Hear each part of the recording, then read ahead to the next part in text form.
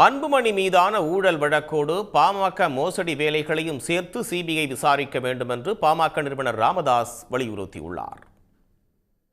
பாமக நிறுவனர் ராமதாஸ் தலைமையில் அக்கட்சியின் நிர்வாகக் குழு கூட்டம் தைலாபுரம் தோட்டத்தில் நடைபெற்றது. பின்னர் செய்தியாளர்களிடம் பேசிய ராமதாஸ், பாமகவிலிருந்து நீக்கப்பட்ட அன்புமணி கட்சியின் சின்னத்தையும் பெயரையும் தொடர்ந்து பயன்படுத்தி வருவது கண்டிக்கத்தக்கது என தெரிவித்தார். டெல்லி நீதிமன்றம், தேர்தல் கமிஷன் இதையெல்லாம் சொல்லி கூட அதையெல்லாம் மீறி விருப்ப மனு வாங்கிறது, ஊர்வலம் போகிறது, கூட்டம் நடத்துவது, இப்படி இந்த மாதிரியான பொம்மாத்து வேலைகளை எல்லாம் தமிழக அரசியல் வரலாற்றில் நடந்திராத ஒரு புதுமை. அந்த பொம்மாத்து வேலை செய்கிறவர்களையும் இந்த நேரத்தில் எச்சரிக்கிறீர்கள், இதோடு நிறுத்திக் கொள்ளுங்கள்.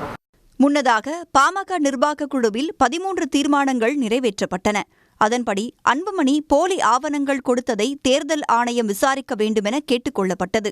அன்புமணி மீதான ஊழல் வழக்கோடு பாமக சின்னம், தலைவர் தொடர்பான விவகாரத்தில் அவரின் மோசடிகளையும் தேர்தல் ஆணையத்தின் நடவடிக்கைகளையும் சிபிஐ விசாரிக்க வேண்டும் என்றும் தீர்மானம் நிறைவேற்றப்பட்டது. அன்புமணிக்கு உரிமையில்லாத பாமக பெயரால் விருப்ப மனு வாங்கி அதன் மூலம் கல்லா கட்டுவதை கண்டிப்பதாக தீர்மானத்தில் தெரிவிக்கப்பட்டுள்ளது. பாமக செயல் தலைவர் ஸ்ரீகாந்திற்கு ஆதரவாக இருப்பது 2026 சட்டமன்ற தேர்தலில் பாமக கூட்டணி குறித்து முடிவெடுக்கும் அதிகாரத்தை ராமதாசுக்கு வழங்குவது குறித்தும் தீர்மானம் நிறைவேற்றப்பட்டது.